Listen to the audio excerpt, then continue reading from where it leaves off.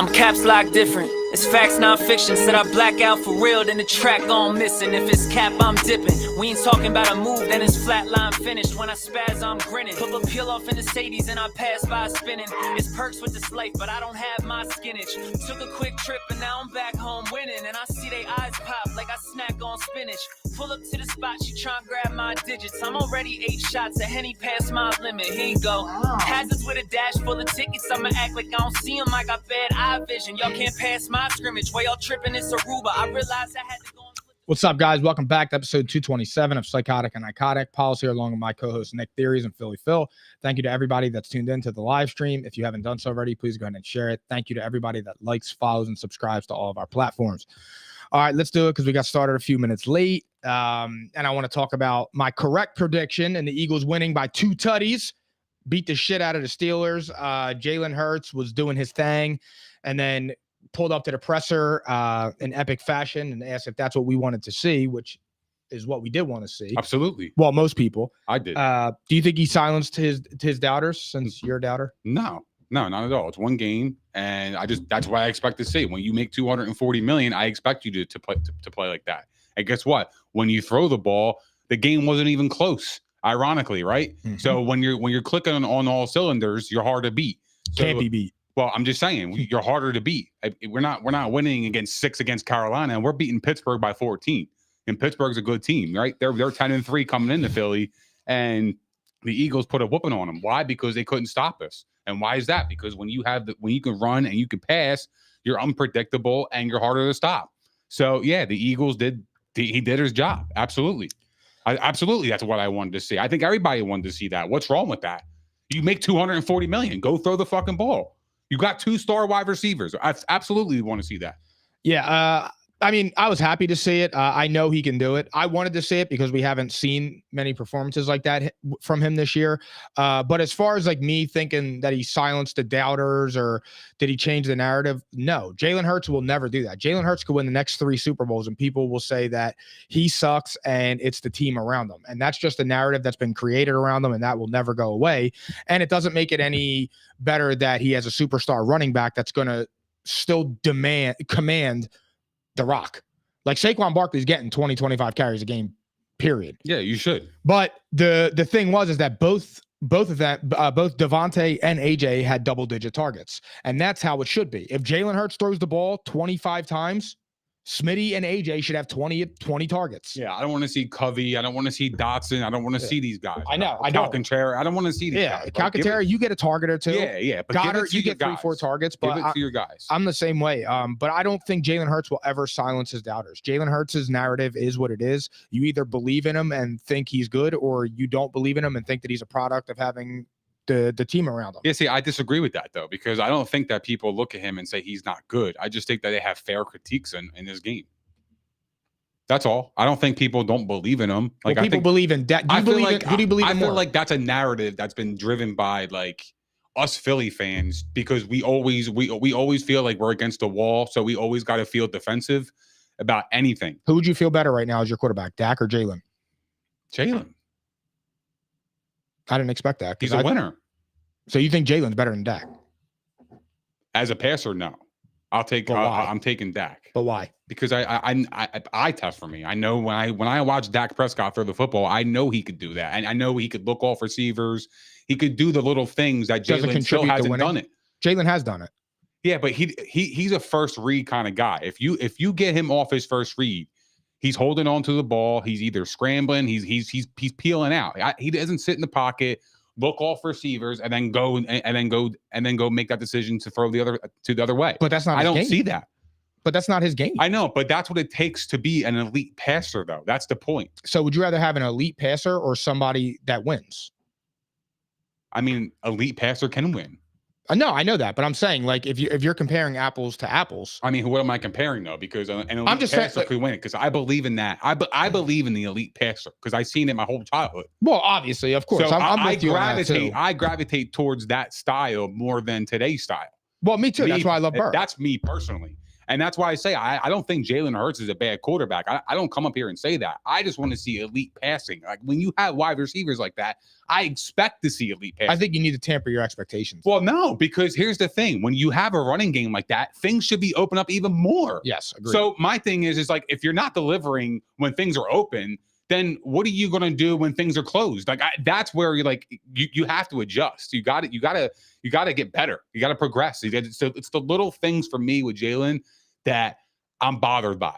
And it's not like a bothering thing where I'm like, oh, he sucks. It's just more like, bro, like I feel like there's more piece of the pie than we're getting. So in my opinion. So it's basically like you know he can be better, and you just want to see him be better. Yeah, because he just showed it. He just showed 290 yards. He was great. But again, if you watch that, Jalen Hurts was quick in his decisions. That's the first thing, bro. That's his game. He's predicated on that. If you have Jalen Hurts do a 5-yard drop, and he's sitting in the pocket and he's clutching, that is not his game. It's just not him. It's not going to be him. It's never going to be him. I don't see that in him. No, it's not. I don't think that's his style. I totally agree with you. I don't think he can sit in the pocket, look to his left, look to his right, and pick you apart. I don't think he's that kind of quarterback. I think he's dynamic in other ways, a la his running ability and his ability to just, find the open target on the run. Like he is good at that.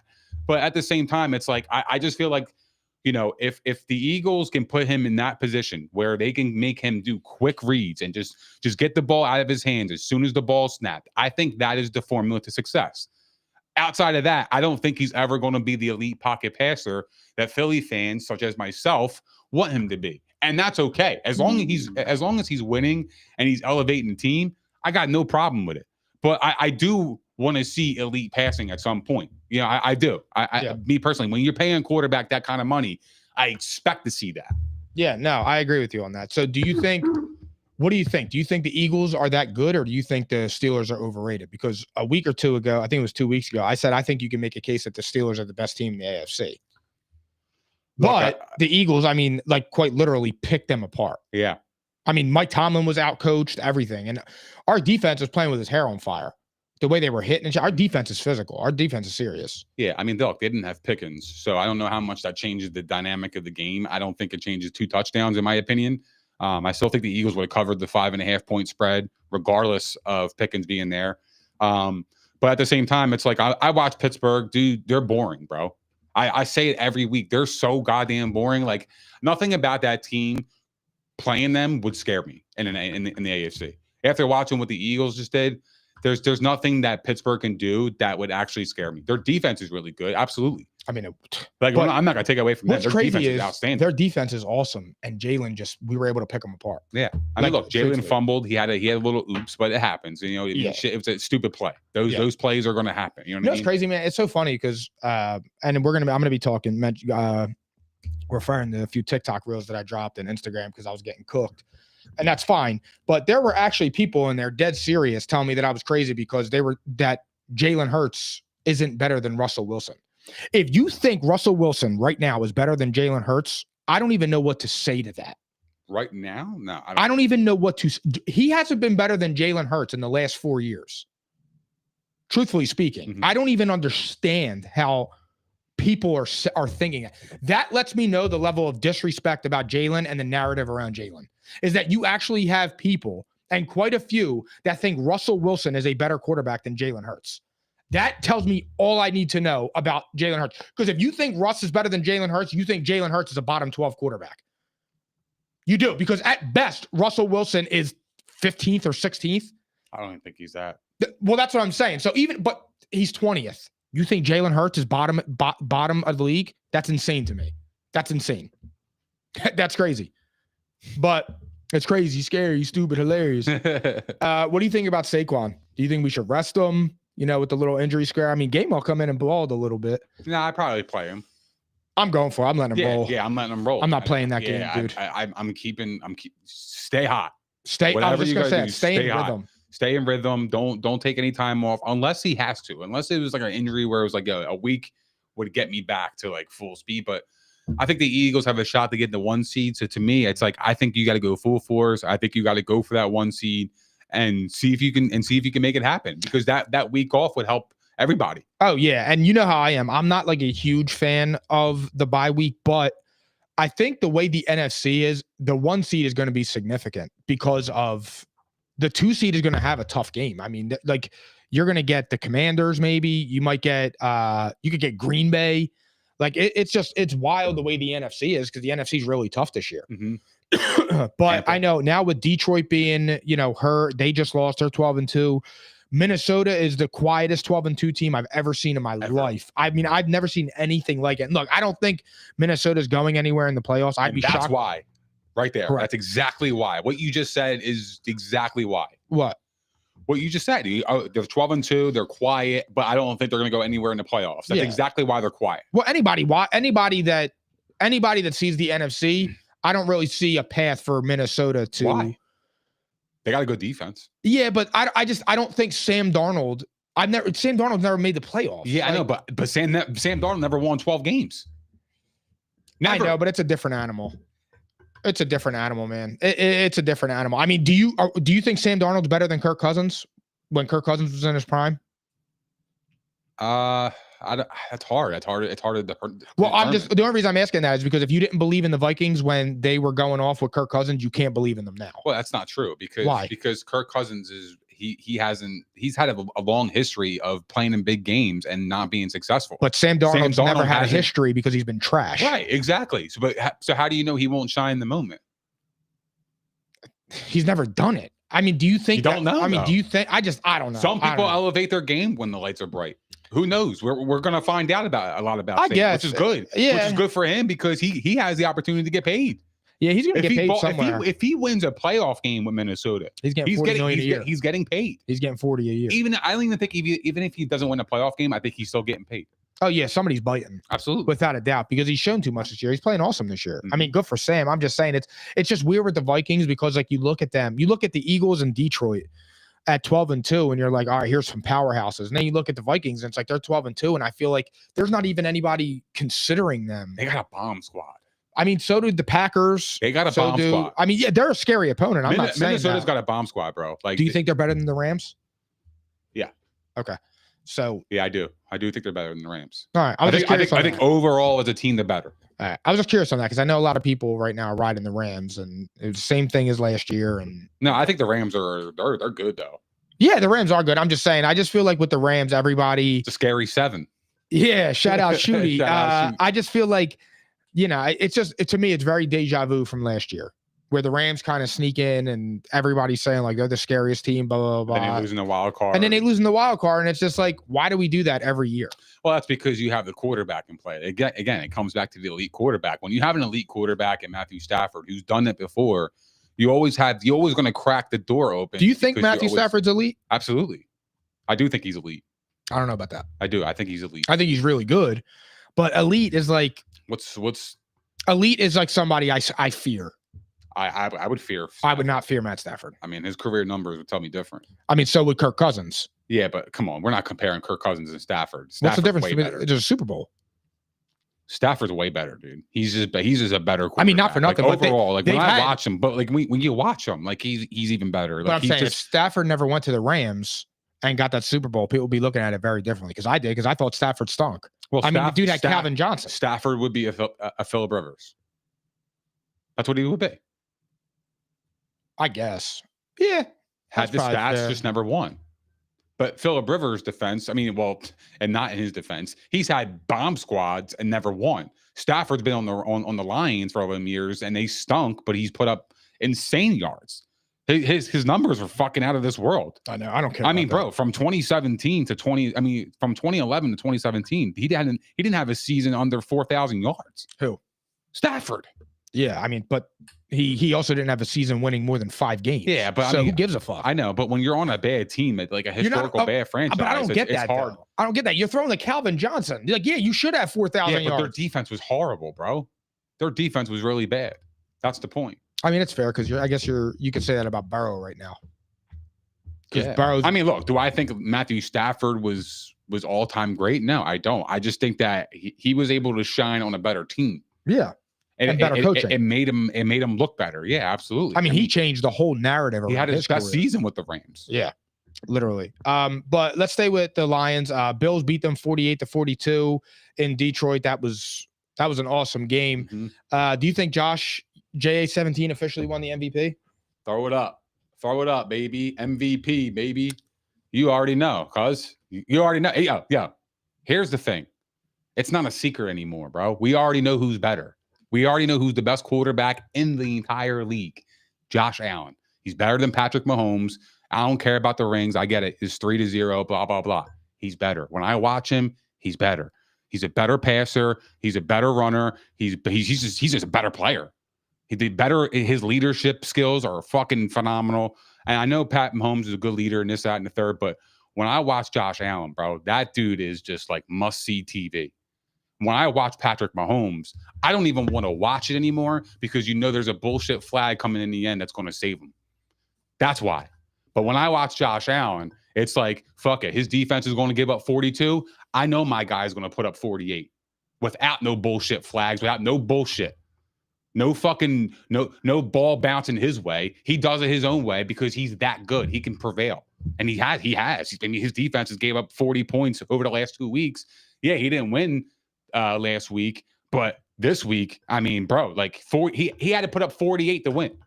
48, and it was still a sweat. You know what you sound like? You sound like me arguing with you in like 2003 about why Peyton Manning's better than Tom Brady. It's so funny how that works. Like, why?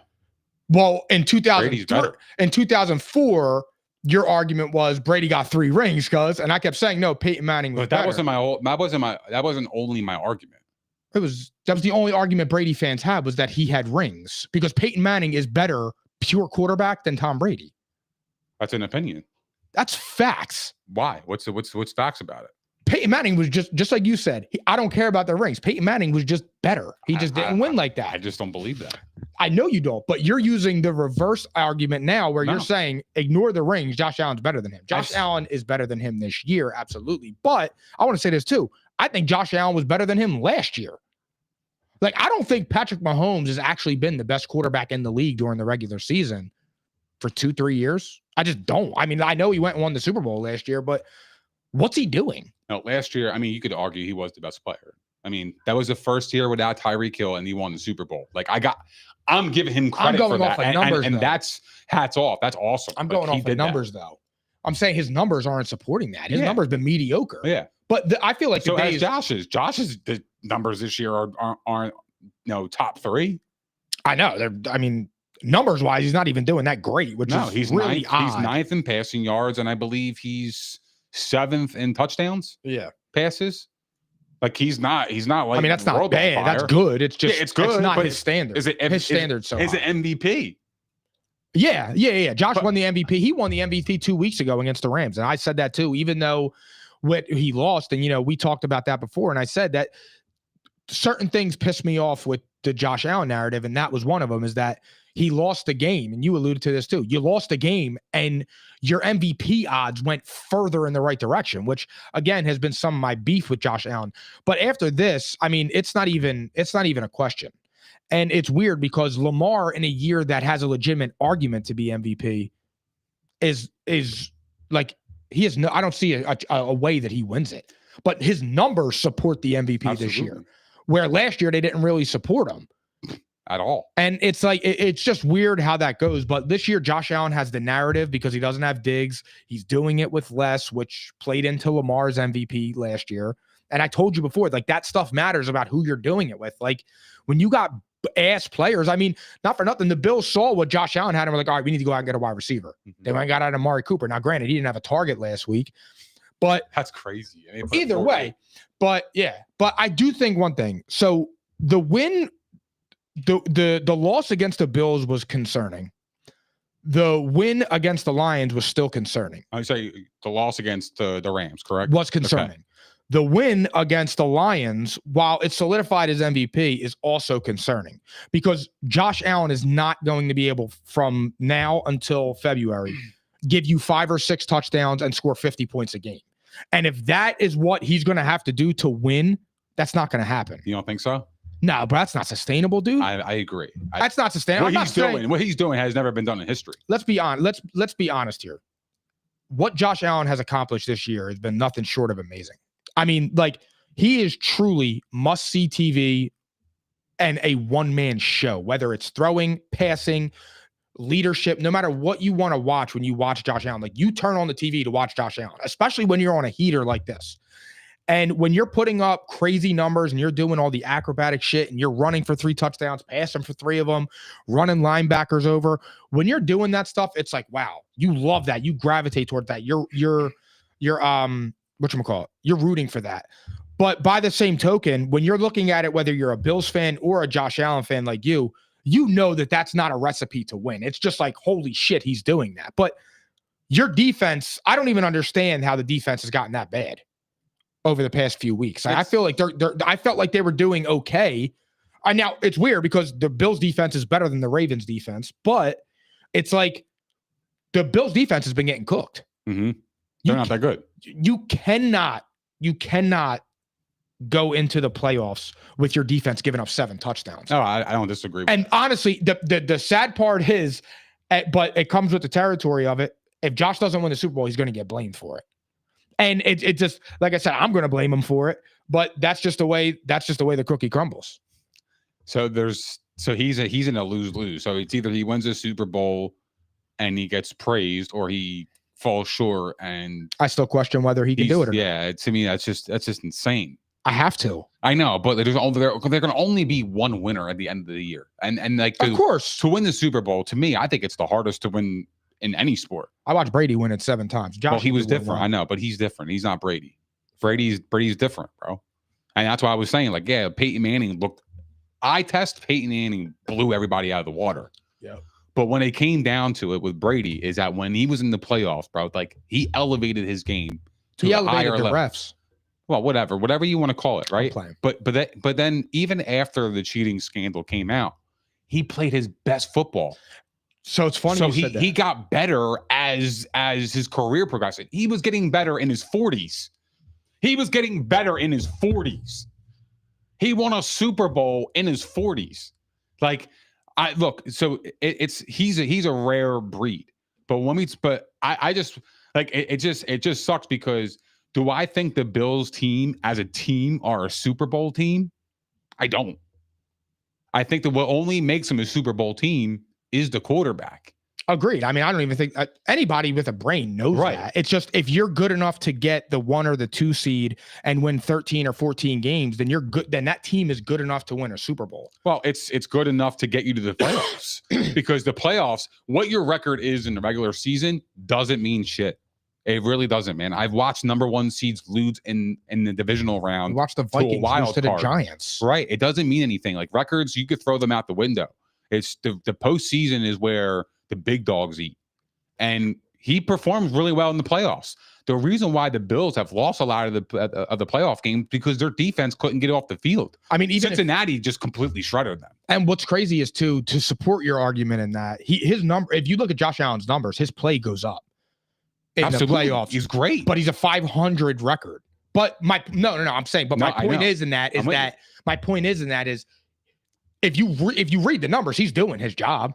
I mean, Josh Allen's had, truth be told, he played like shit against Buffalo and he played like shit against Miami. Miami and who? Miami and the Bengals. Excuse me, I said Buffalo. Yeah. But those are really the only 2 games that I could look at and just say, like, yeah, Josh didn't play up to par. Yeah, that's fair. But I mean, you played 10 playoff games. 2 of them's all right. I'll take 800. Absolutely. So it's just that's what sucks. And that's why I'm saying, like, I trust him. Like, I know he could do it. He has the talent. He plays up to the competition. I know he could do it. The problem is can they do it? Can the team do it? Can Sean McDermott? I don't know. And that's where I'm like, everybody's loving this Buffalo. They're sipping the Kool-Aid. Great. I don't believe in them as a team. And that's why I didn't like them coming into the season, because I felt like they had a talent deficiency on the roster. Well, they do. Defensively and offensively. But again, how many times do we see the MVP win the Super Bowl? Rare. You never really see it. Right? Okay. So it doesn't really translate as team into the playoffs. So for me, I'm worried about that. I don't love the Bills as a whole team. What I love about them is their quarterback. Their quarterback is masking the deficiencies on the roster at the moment. Well, that's what he's literally. That's he's what literally he's doing that. That's exactly what he's doing. Covering up every single hole. And like I said, when it's just not sustainable to do that. Like if that defense is giving up 6-7 touchdowns a game, Josh Allen needs to do the last 2 weeks, what he's done the last 2 weeks over the next 6 or 7. And to ask anybody, whether it's Mahomes, I mean, you could Brady, Manning, anybody, like you just can't keep up. And you could even ask Burrow. I mean, outside of September, the last 8 games, 9 games, Burrow's been crazy. Mm-hmm. But when your defense is that bad, you cannot overcome that. You just can't do it. Like, do you think they could beat the Ravens? Because I don't. Who? I don't think they beat the Ravens. I feel like they could beat the Ravens. But my thing is both of those defenses are equals. They are. They're the same defense. They're not very good. They're average. So that point to me, it will come down to which quarterback can outduel the other. Now, Lamar already did that. Lamar beat the shit out of him. Yeah, but in the regular season, in the playoffs, you play 2 different styles of football. Well, I'm telling you now, if Lamar Jackson goes to Buffalo and beats them again like he did 35-10, that's what I'm saying. I don't want to hear anymore that he's not in the same class as Josh. No, I'm just thinking as a team. I think Baltimore as a team is just better. But why? I think they're built similar. They're the same team. They have better wideouts. Who? The Ravens. Come on. I think they have better wideouts. They have one good wideout. Who's their one good one? Zay Flowers. And him and Amari Cooper are.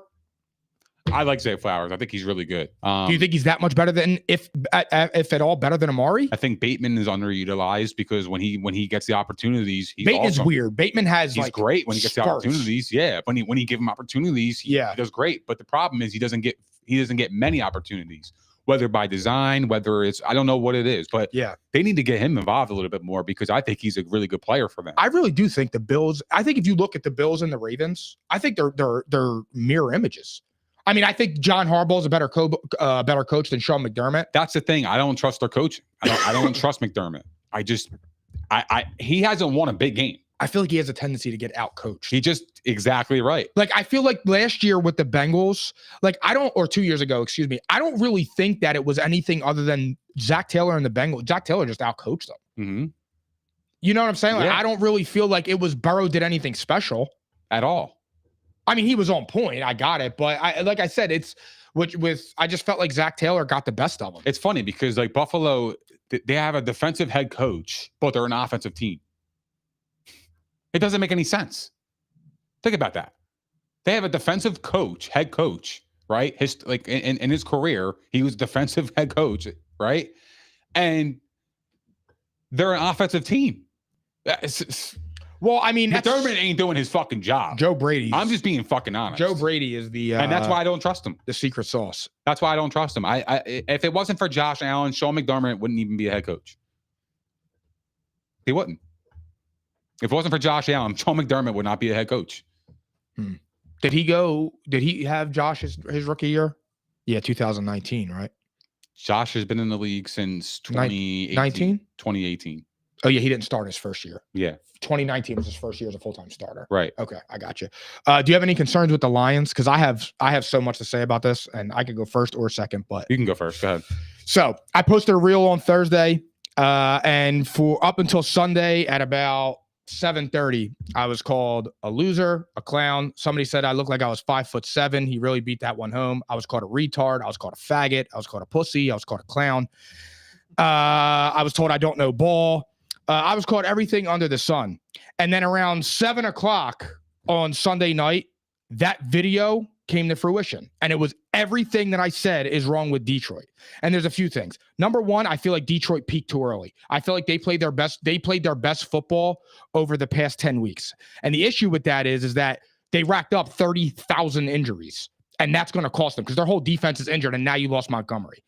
But again, Dan Campbell, for all the shit Nick Sirianni gets, Dan Campbell should get just as much, if not more. And I don't understand it because, again, he just does. And everybody likes Dan Campbell. What are you doing kicking an onside kick with 12 minutes left down by 10? And I went in the comments and said this right after the game. I said, oh, our defense can't stop anybody. So let me get this straight. you would rather give Josh Allen 12 yards to score instead of 75. What sense does that make? Well, I don't think that was it happened to be the case, but that wasn't the way it was supposed to be planned. Bro, you have to alert them that you're doing an onside kick. That onside kick made no sense. Yeah, I hate You know what that is? That's emotion erratic behavior. That's not having control. That is idiotic. The game was in reach. The game was in reach. There was nothing wrong. You were scoring just as much as Buffalo. I would take my chances on Josh Allen making a mistake in 75 yards before I would do it in 12. That is just bad coaching, dude. And Dan Campbell is going to cost that team again. He cost them last year, and he's going to do it again, dude. You can't trust him. And it's like, my thing is, and I keep like having to make comparisons on this, and because I literally don't understand what like the hate is or what that like. But when you watch Dan Campbell, I feel like if you asked 20 random people right now, let me ask you, who's a better coach, Dan Campbell or Nick Sirianni? Just right off the top of your head. If you had to take a coach. I've taken Dan Campbell. I think so. But why? I like his style better. Okay. Give me a few more His in-game decisions to me they're worse than Nick Sirianni's. But they're Nick-like. No. How they're not? Nick doesn't go for it on his own 30. Nick's not making random ass calls. Nick Sirianni listened to what people were saying and actually kicks field goals. Yeah, but that's the thing, though. I think that's why the players love him, though. Like, they're okay with taking that risk because he's believing in the offense at that point. When they're going for it on 4th and 2 at the 30, do I think it's a smart decision? No. But do I think it builds morale and as a team? Absolutely it does. Bro, I definitely do. The amount of people, like, this is actually, I'm getting so heated right now because it makes my blood boil. And the amount of people in the comments on that video, it's like I'm talking to people that have no common sense. I don't even know how to articulate this the right way. What Dan Campbell does is just not smart decisions. But that's not the reason why they lost the game. That's not the reason why they lost the game, though. Did it help? No. Did it change momentum? I don't think it changed momentum. I just think that the game was supposed to be. It was going to be a shootout regardless. Let me ask you a question. So I thought that game is the Super Bowl. No, the dumb part is that I don't hate the decision if it was discreet, but the fact that you have to alert the ref that you're doing it allows the other team to know. So yeah, that's stupid. That doesn't even make any sense. So if it was discreet and they kicked an onside kick, I don't have any problem with it at all. Because when I saw Sean Payton do it in the Super Bowl, it worked. That's the reason why they won the Super Bowl. But those are two different scenarios that you're comparing. It's a false equivalency. How's it a false equivalency? Because you had to alert them. So when you have to alert them, that should say, hey, Danny boy. That's why I said, yeah, if it was discreet, I have no problem with it. But the fact that you have, yeah, exact. Then I hate this. So let me ask you a question. It's stupid. Dan Campbell, who's never been to a Super Bowl, cost his team a chance to go to the Super Bowl. You like his style? You agree with his style? Yeah. If Dan Campbell was the coach of the Eagles and Dan Campbell made that decision in a Super Bowl, would you accept that? No. Then you shouldn't accept it in a regular season I'm not accepting it, but what I'm saying is the reason why I like Dan Campbell more than Sirianni, because I gravitate towards more his style than Sirianni's. Like, I like those fucking speeches that he does. Like when he talks about, bringing everybody together, the city together, and fucking biting kneecaps. I fucking love that shit. But you can love that. But here's the thing. I understand. I get it. He made a decision in the game. It was stupid as hell. It was so fucking dumb. But Sirianni has done dumb shit too, and I still rocked with him. People make stupid decisions. But bro, he's making the same. But there is a difference between. They're 12 and 2, and we're nitpicking. But it's not nitpicking. It's not. How? Shannon Sharp says this all the time, and it's true. Don't accept anything in a win that you would in a loss. And when you look at it, it fundamentally doesn't make sense. What he does is going to cost that team. I don't care about the injuries on defense. His coaching style is fine as a leader. His coaching style in his decision-making is fucking stupid. And if you're a Lions fan and you know that, what? It's aggressive. But there is a fine line of being aggressive and using your brain and being aggressive and being an absolute bonehead. Yeah, and he's being aggressive to being a bonehead. But the thing is that's your opinion. No, it's a fact. His opinion could be like, I'm going for it because that's what I believe. I believe in my team. They can go get it from 4th and 2 on our own 30. I believe in that. Whether it's smart or not, that's just how he rocks. That's just how he is. And I think the team gravitate towards him. I think that's the reason why they are the way they are. Well, then I think that they should just be happy getting to a big game and making a stupid decision. The identity of that team is their head coach. When you think about the Lions, do you think about Jared Goff? No. Do you think about Amon-Ra? No. Do you think about Gibbs? No. Who do you think about? You think about Dan Campbell. Why? Because that team represents him. But my point is why like it's like Dan Campbell's like free of criticism. He's not free of criticism. It was a stupid play. I just said that. It was a bonehead move. I said if it was discreet, I loved it. I take a chance. Why not? You know it's going to be a battle. That was the perfect opportunity if it was discreet. But it wasn't discreet. That's a stupid move. Dan Campbell has a maximum of 2 years left coaching that team if he keeps making decisions like that. No way. Yes, he. When you're making decisions that are costing your team and hindering your team and putting them in a worse position to win, they don't get negated because you're great at public speaking. Yeah, but they're not going to get the best out of Jared. If you got rid of Dan Campbell, you brought another coach in there, you're not getting the best out of Jared Goff. See, I think that's cap. I don't. I can totally discredit that statement right now, off the top of my head. I just disagree. Why? Go ahead. Because when Dan Campbell took over in 2021, they were 3-13, I think. Their offensive coordinator was Anthony Lynn. 2022, they get Ben Johnson. They go 9-8. 2023, they go to the NFC Championship game, and they were 13-3, I think, again, with Ben Johnson. Last year, Ben Johnson was one of the most coveted offensive coordinators to get a job. He turned everybody down. He comes back. So what's he do? They take off again. Now, if Ben Johnson again is a coveted head coaching job as an offensive coordinator. So if Ben Johnson leaves and they fall off a cliff, I better hear the same exact chatter about Nick Sirianni being offensive coordinator and defensive coordinator dependent that I do about for Dan Campbell. Who gives a fuck?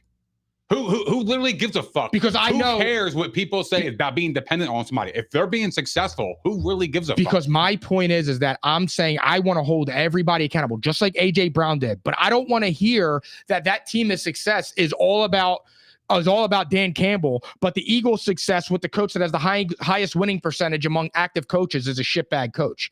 So I don't want to hear that. But that's my point, is that is it really Dan Campbell or is it Ben Johnson making that offense lead? I don't think it's Dan Campbell. I don't think you do either. But when Dan Campbell took over year one, he had Jared Goff, but his offensive coordinator was Anthony Lynn, and they went 3-13. And then with you go to Ben Johnson and you go from 3 wins to 9 and then 9 wins to 13. And you get to the NFC Championship game and you're rolling, and your head coach lost you that game. But what does that tell you about Dan Campbell, though? He's gotten progressively better. The team has gotten progressively better. Why? You know what it tells me? They've gotten progressively better, but they're being held back by poor decision making. So you're saying that Ben Johnson is the reason why they are the way they are? I think if Ben Johnson leaves and they take an enormous step back, I think that's a fair take until you see otherwise. No, I think that Dan Campbell built that organization from the ground up because it was been down in the fucking mud for years, bro. I agree with you. And they elevated from 3 wins to 9 wins, then to 13. It started on the 3-win season.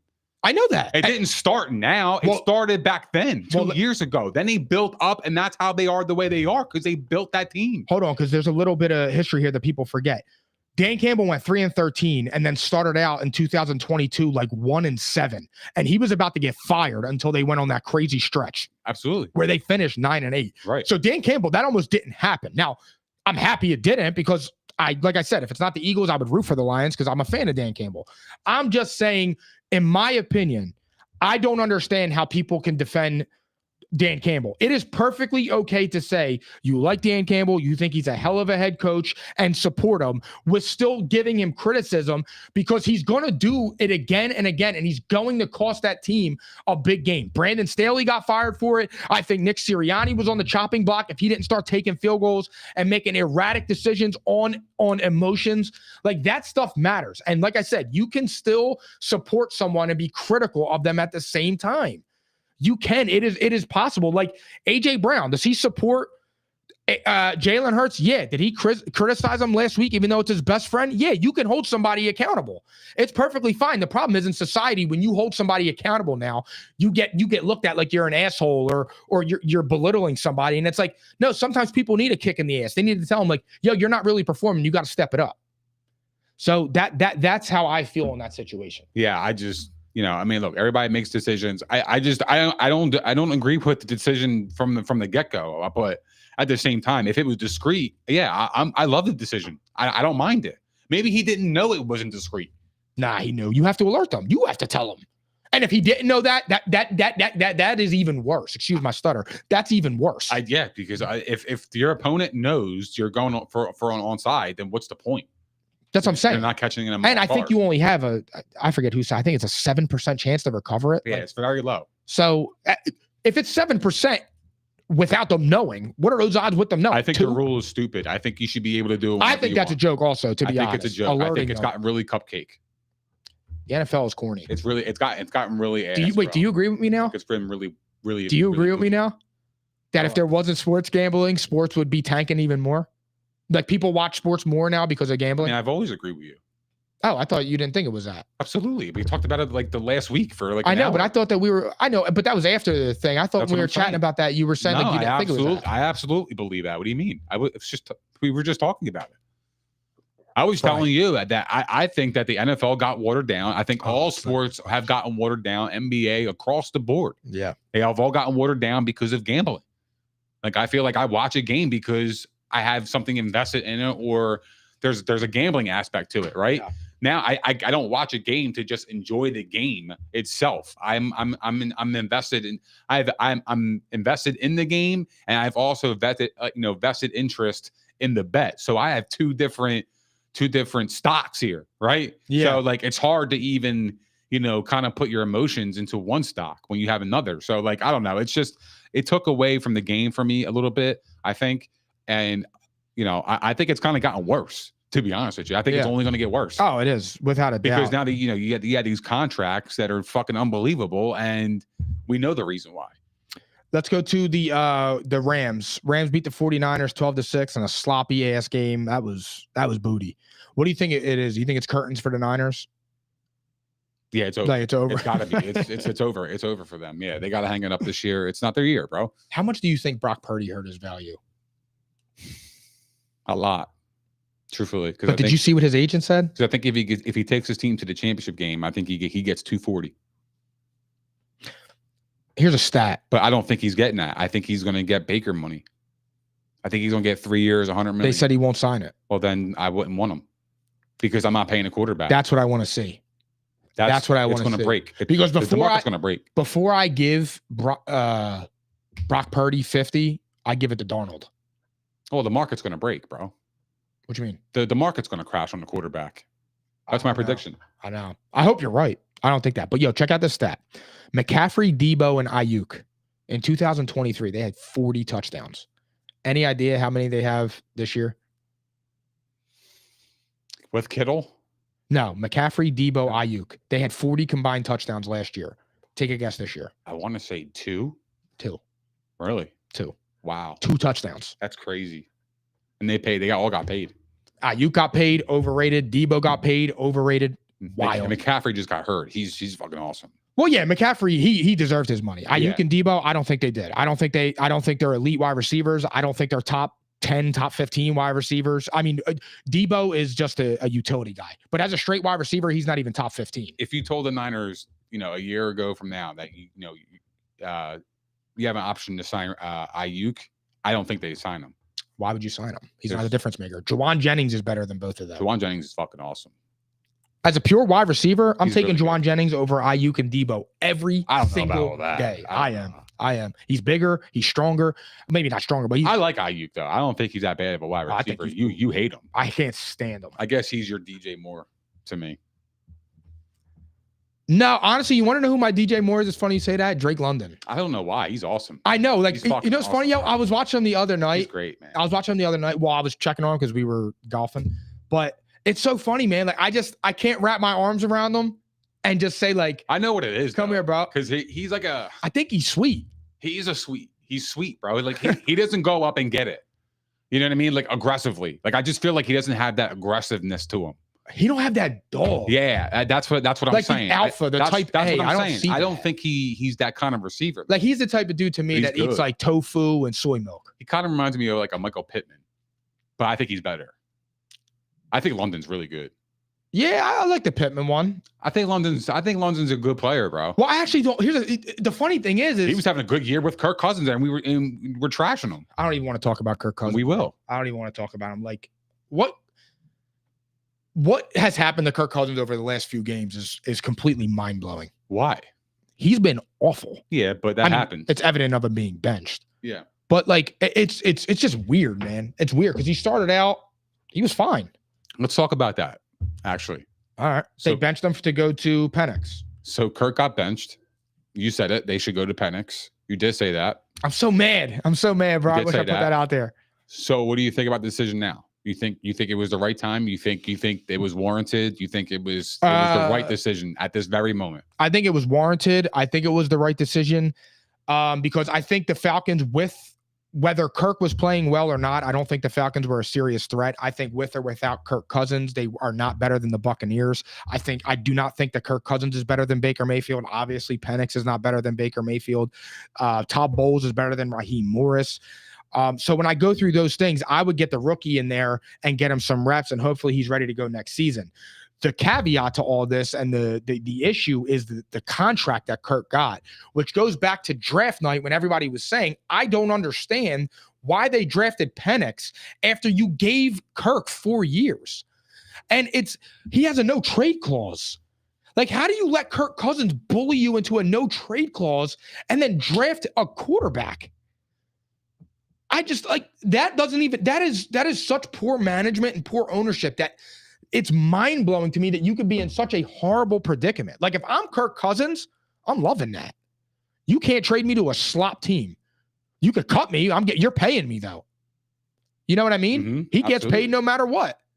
So I don't understand that. I would have went to Penix. What Kirk Cousins has played over the last few games has been inexcusable. It has been horrible.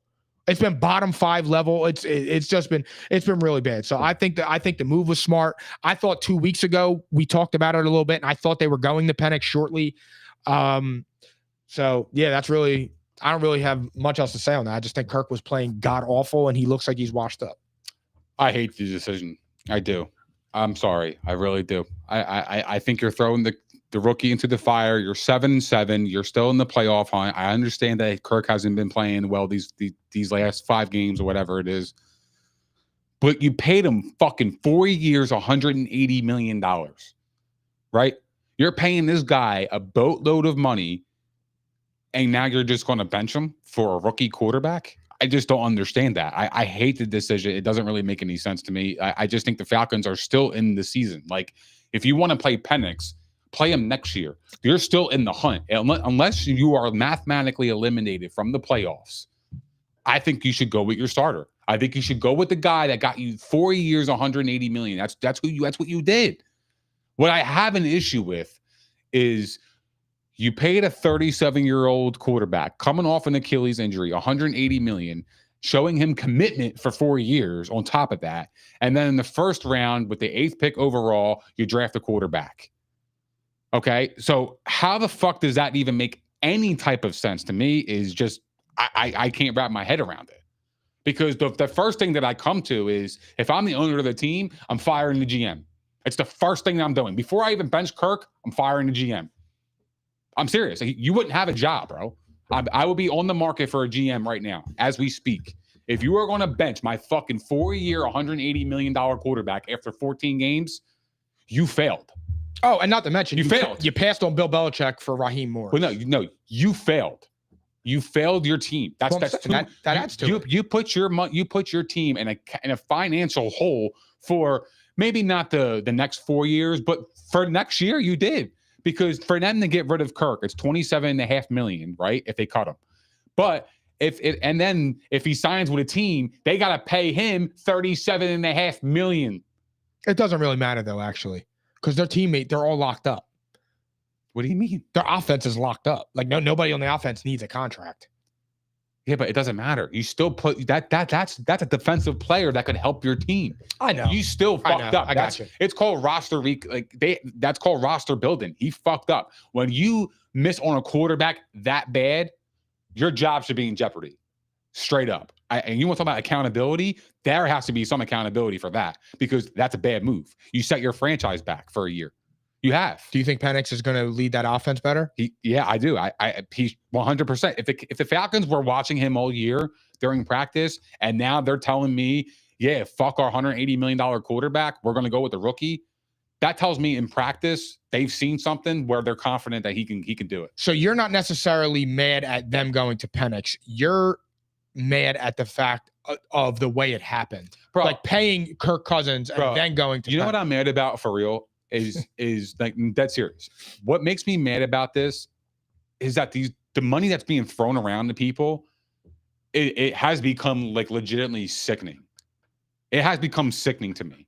It hasn't even like I don't even watch the sport anymore, and just like in awe.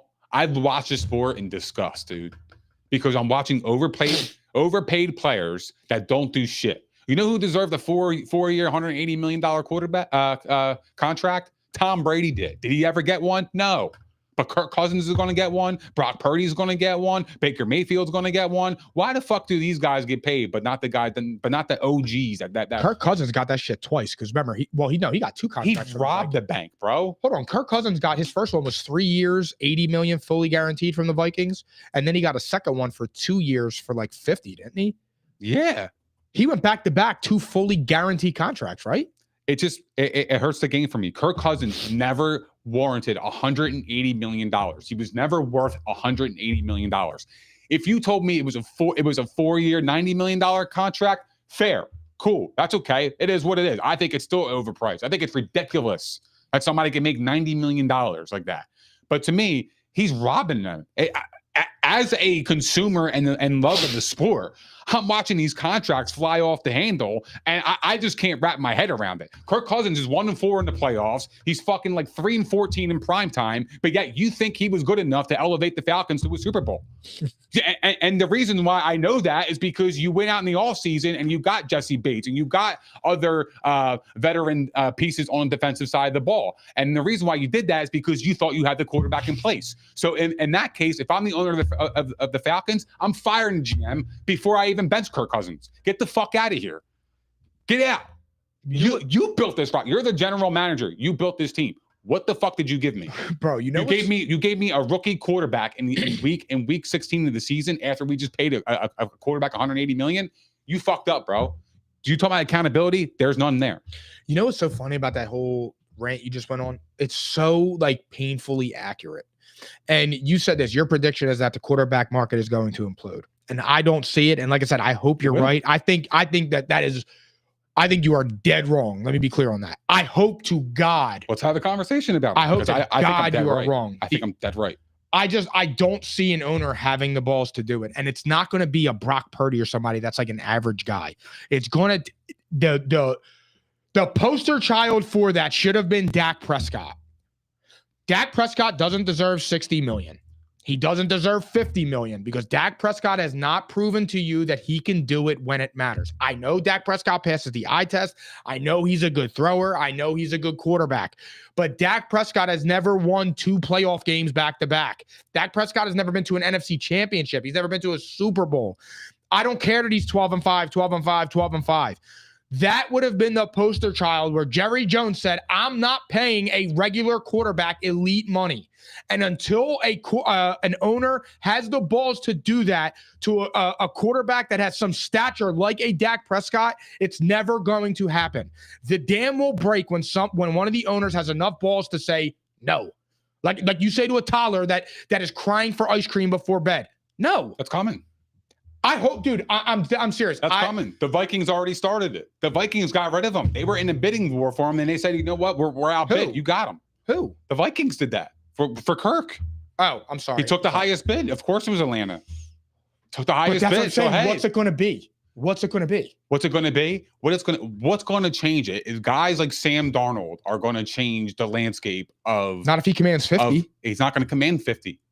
He ain't going to command 50. What about Brock? Why? Brock? Because Baker Mayfield didn't command 50. Baker Mayfield got 3 years, $100 million. Guys like Baker Mayfield are going to crash that market. I hope you're right. You want to know why? That's a good point. Because I think GMs are going to be smarter about paying these quarterbacks because you want to build a team. You don't need a quarterback to make $240 million to make you a Super Bowl team. Just 4 guys. You don't. Look at Kyler Murray in Arizona. Are they a Super Bowl team? No, but you paid him $200 million, right? So my thing is, I look at the Tampa Bay Buccaneers as a team. Can they go to the Super Bowl? Absolutely, they can. They beat the Lions and they beat the Eagles. They have stature. They have skin in the game. My thing is that that formula is working. It's working. Look at the Vikings, right? They're paying Sam Darnold 1 year $10 million, and guess what? They're fucking 12-2. It's going to crash. It's going to take somebody who has a quarterback with, just like you said, with some stature that's good, that's threatening to leave. The team's like, go ahead, walk the fuck out, get out of here. Go ahead. Dak would have been it. That's coming though. Well, before that is coming. It would have been Kyler. Right. Kyler was the one because Kyler started negotiating after 3 years. That's coming, bro. You'll see. I hope to God you're right. Like I said, I don't believe it. I've never. This is like the only time you'll ever hear me say this. I've never wanted to be wrong more than on this subject because, like you said, dude, it's nauseating. Look at Daniel Jones's contract, bro. Look at that contract, right? What did the Giants get out of that contract? They got nothing. A hand job. They got nothing. They didn't rebuild. They didn't get better. They didn't progress. They didn't do anything. They stayed the same. But I could argue they got worse because they lost Saquon because of that. Just saying. I'm just saying they're a bottom team. They're not a playoff team. They stayed the same to me. They're mediocre, right? They're gonna get Doer. But the point is that you're going to see it's breaking. It's going to break. I just believe that. Look, the superstar quarterbacks, they're going to get the 200. There's 4 superstar quarterbacks. That's it. There's 4. That's Joe Burrow, Lamar Jackson, Josh Allen, and Patrick Mahomes. Right. That's it. So who's a free agent after this year at the quarterback position? Do we know so far? Most of them are locked up. You're going to have your Sam Darnolds, Brock Purdy. Dak got his money. Jalen's locked up. Jaden Daniels is locked up. I'm trying to look through it. There's nobody on the market. Nobody. But no. The point is that I think the market is going to break. I don't think teams are going to be paying these ridiculous contracts the way that they've been flying off the handle recently. I think it's crazy. And here's the thing too. Look at Trevor Lawrence in Jacksonville, bro. They paid him a boatload of cash and they won 3 fucking games. Like trash. Like to me, you're wasting your money. And I think that teams are going to wake up and see that. And I think that, yeah, we're going to bring you on the rookie deal. If you show me in that 4 years, you have superstar, I'm talking elite talent to where I know that if we even have a bad defense or we're in the middle of the pack defense, I know you can elevate our team to a playoff in the playoffs or possibly a Super Bowl. Yes, then I'm going to reward you the second contract. There's one guy in the league though that you can even say that. There's only one guy, Justin Herbert. Yeah, but what I'm saying is I think teams are going to draft quarterbacks the same way that they draft running backs, and they're going to ditch them. You know what's wild too? Thinking about that, look at the Broncos. They have what, 65 million in dead cap, and 60 million, but they're 9-5. But they hit on the quarterback. They hit on the quarterback. But again, it goes back to what you're saying. The quarterback, the pricing is normal. Right now, look, it's way under because it's his rookie deal. But what I'm alluding to is that the quarterback isn't eating up so much of the salary. Like Stephen Jones just came out. Did you see what Stephen Jones said? Russell Wilson is eating up that salary, but you're getting something in return to kind of even that out because Bo Nix is playing better than Russell Wilson. I know. So but I know, but you're still in dead money. You still have dead money. Yeah, of course. So they're still paying for that quarterback. I know position. Did you see what Stephen Jones said? No. He said that the Cowboys are going to have another quiet offseason because they just don't have the money. That's what I'm saying. And that's what I said, that the Cowboys window. That's what I'm saying, bro. The Cowboys window is slam shut. They're done. They're done because you don't have a quarterback that can elevate the whole team. You don't have it. As much as you like Dak Prescott, you think he's good, that's cool. I think he's good too. I like Dak Prescott too. Dak Prescott is not carrying you to a championship. He's just not. There's no evidence that he can do that. And he would have been the example. He would have been the second one, because the first one should have been Kyler Murray, because Kyler Murray stinks. Mm-hmm. He stinks. But it goes back to this. Like, it's like the guys like, and then this is a wild name, and I'm not saying he's any good or anything, but this is the type of quarterback that I could see somebody taking a chance on and trying to develop him because he's so fucking cheap and he went high in the draft. Zach Wilson, right? Like a guy like that. He was like a Darnold, almost out of the league, pretty much forgotten about. He was a high draft pick. He was a laughing stock in New York. And now he's with Denver. And who knows? Maybe he develops a game with Sean Payton. Somebody trades for him, takes a shot on him, and he looks like the second overall pick that the Jets took. Do I think he's going to be that? No, because I think I've seen enough to me to make that conclusion. But it could definitely happen. We didn't see that with Darnold. But those are the type of quarterbacks that I can feel like are going to kind of shake out the quarterback market for years to come, because I do think that swing is coming. There's too many examples now of quarterbacks making too much money and their teams are dog shit. It's not a good formula. It's eventually if the GMs if these are $1 billion organizations, eventually they're going to be smart enough to not want to do those kind of things and make those decisions, because they know that it's franchise altering. And I think the thing is too, is like, even if you could look at the Eagles, like we paid Carson after 3 and it almost buried us. We just got lucky getting Hurts, and Hurts was good enough to get us through. And then once got off, we were ready to roll again. We were able to start moving, but the Eagles fucked that up too. They fucked that up bad. And then you almost made the decision of getting Russell Wilson. Like, thank God that he didn't come here. He won't waive his no trade clause. They'd be in hell. The Eagles would be dead. I want to talk about the Chiefs though, because they beat the Browns 21-7. Mahomes injured his little ankle. The X-rays were negative. They were saying that he should sit out Sunday, and then magically he practiced in full. I'm really truly sick of the Patrick Mahomes shit. And you want to say that I'm being a Patrick Mahomes hater, the Chiefs live rent-free in my head. No, it's not that. I'm just really tired of the bullshit. It's always something. And I tweeted this the moment this happened. If the Chiefs go on a run and win the Super Bowl, the discourse around Patrick Mahomes winning on another bad ankle is going to be so fucking nauseating. I'm not even going to be able to watch sports TV. No, you know what it's going to be? It's going to, when the Bills beat the Chiefs and bounce Patrick Mahomes out of the playoffs, because Josh Allen's better than Patrick Mahomes and the world's going to see that. When he actually does it in the spotlight, everybody's going to say, oh, he beat Mahomes on a bad ankle. That's going to be the narrative. That's so real, and I didn't even think of it. I didn't think of it that way. That is going to be the narrative, and I'm not going to buy it, and nor do I care. You don't think it will be an asterisk? No, not at all, because he's better, and I can't wait for him to show it, dude. I can't wait because it's coming. He's better. He's a better player. Speaking of Josh Allen on being better, what's funny on TikTok? Have you noticed anything about TikTok? The Diggs one. The Diggs one. Yeah. What Diggs? The Diggs video?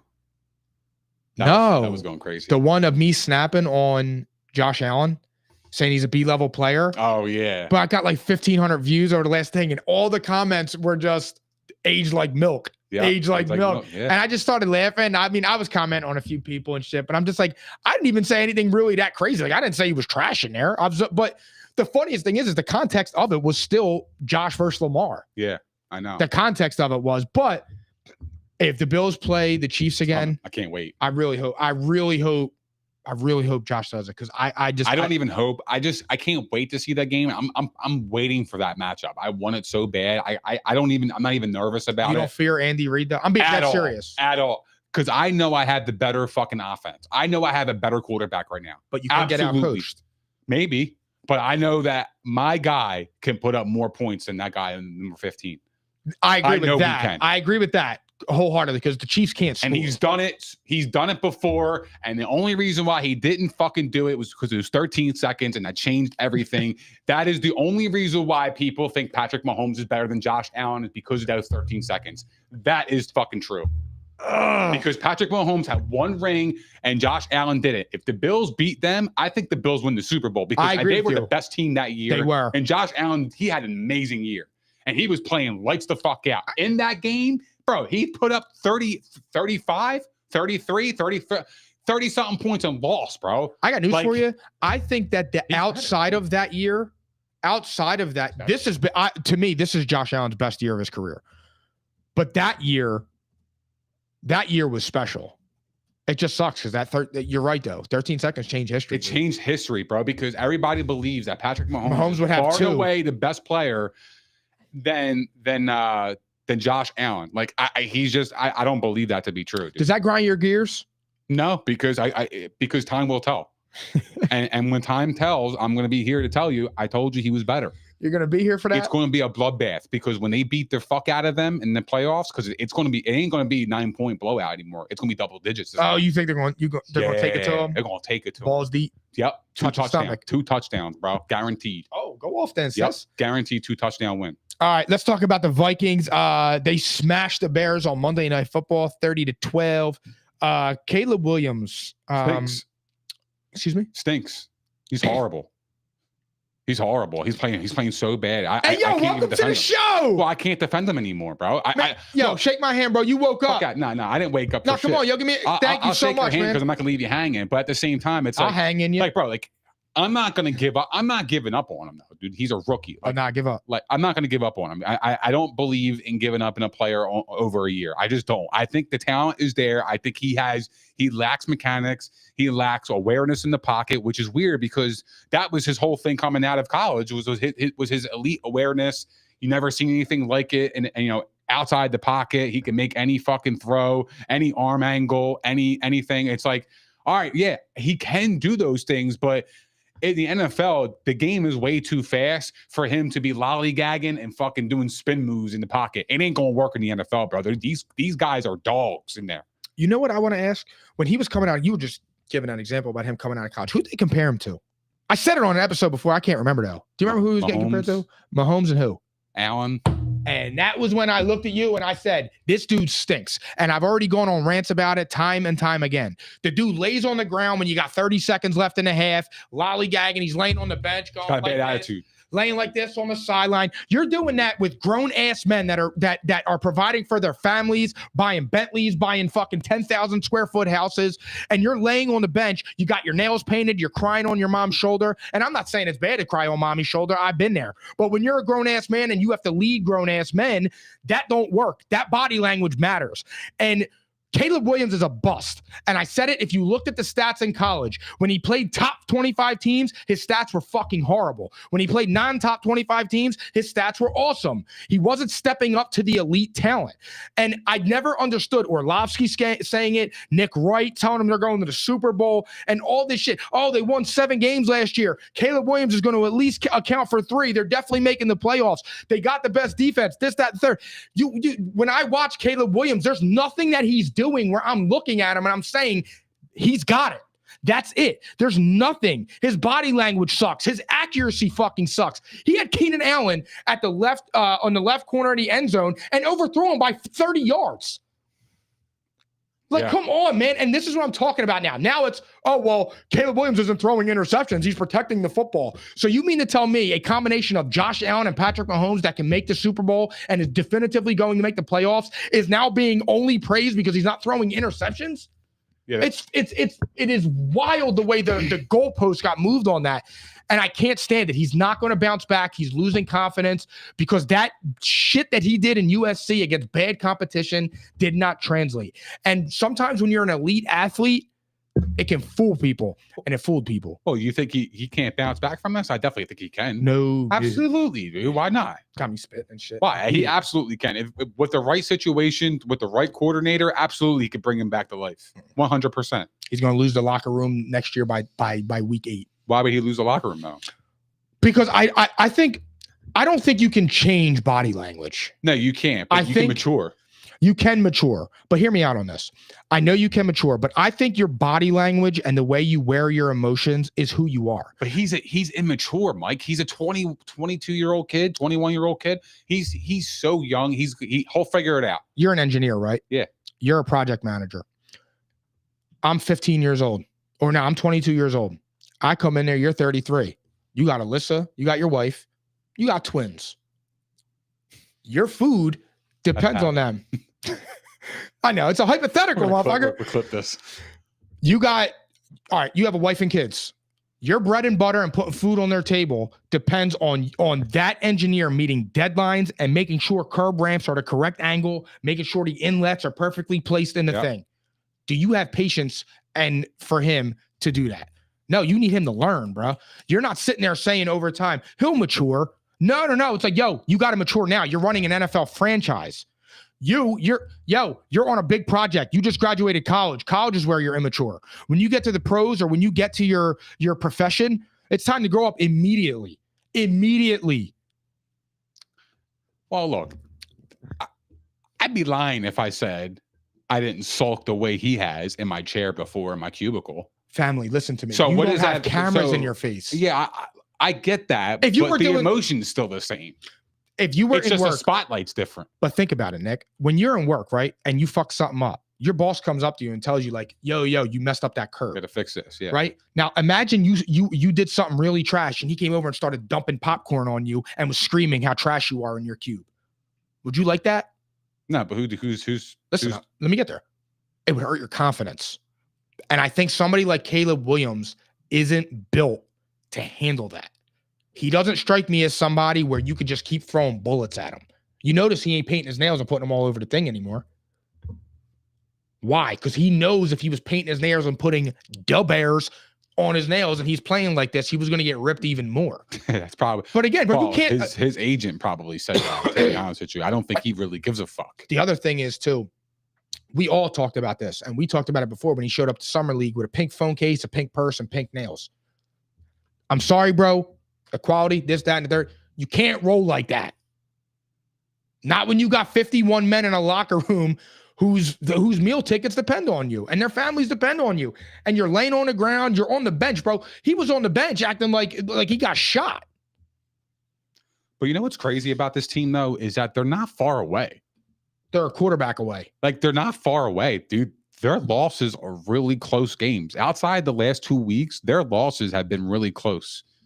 You know, I think they've gotten blown out. They got blown out against the Cardinals. They got blown out against the Patriots, which is weird. And then they got blown out the last 2 weeks. So they got blown out by the Patriots? They have 4 really bad losses. But the other losses, they lost to 3. They lost by 6 to the Texans. They lost by 5 to the Colts. They lost by 3 to the Commanders. They lost by 1 to the Packers, 3 to the Vikings, and 3 to the Lions. Like, this team isn't that far away. My point is that what I still believe in the talent. So to me, one bad season of a rookie season shouldn't derail it shouldn't derail the trajectory of his career. Like, I feel like he still could have 15 great years ahead of him. If he has the right coordinator, if he has the right guy that can bring him up and can understand what makes Caleb Williams and make him efficient and effective, then yeah, I definitely think he can absolutely bounce back. The confidence thing is just going to come along with it. When you play well, your confidence is high. But obviously he's not playing well, so his confidence is low. But it's going to take another professional to come in here, a professional offensive coordinator to come in and change his mindset, change the way he does things. Because when you watch the tape, he's horrible. He's horrible, bro. Like, it's 3rd and 2. There's a guy, there's Keenan Allen wide open across the middle. You have time to hit him, bro. You're dancing in the pocket. He's just. There's the pocket awareness to me is the weirdest thing. Like, he's got happy feet in the pocket. He can't plant. He's used to run. He doesn't know how to play within an offense. And it was the same thing they said about it at USC. Like, Caleb Williams is a runaround quarterback. He's not in, like, we talk about this all the time with Josh. Josh is a running quarterback, but can Josh sit in the pocket and throw that thing? Yeah, he can. Now, throwing that thing to Caleb Williams means something a little different, but I'm saying Caleb isn't sitting there and pick you apart. He's not shown anything to make you think he can do that. He runs around and makes the plays with his legs. The problem is the defenders are a lot faster now than they were at USC. Yeah. It's a lot different playing against the Bears playing against the Vikings than it is playing against Oregon. Yeah, it's funny because he after the game he had a comment and he said losing is one of those things that really affect me. It's tough, but I do have understanding of where I'm at in my career and where I'll be at. Having understanding that, it's important for me, myself internally, because internally it's tough. Internally, when tough times happen, just human nature is to do the opposite of what you're doing or what you've been doing all these different. I'm sorry.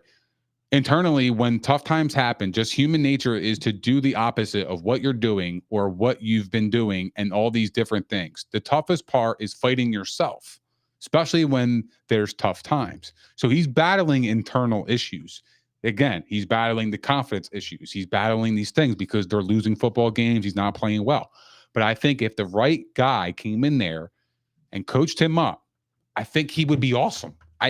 I do. I think that the talent will prevail as long as he has the right coaching, because I think it's mechanical issue. It's pre-snap, it's post-snap, it's footwork. It's a lot of different things. You know what I mean? Like when you watch him play, there's a bunch of things that you could pinpoint. But that team is built to win now. It is built to win now. And I think that they're only going to get better. Now, look, it's a bad year for him, but this team is not far off. And not for nothing, Really Odunze ain't nothing special either. He's looked bad. No, I think Odunze could play. He dropped it. Caleb hit him right in his mitts, and he has but that happens. Everybody's going to drop a pass. That happens. I know, but you can't drop those, especially when your quarterback's struggling. I got to come through for it. I'll tell you what. I told Alyssa this. I think it was like last week, and I was like, I'm getting a Odunze next year in fantasy. She said, "Really?" She said, "Why?" I said, "He's a baller, bro." You think so? He's a baller. Let me guess. He better than DJ Moore?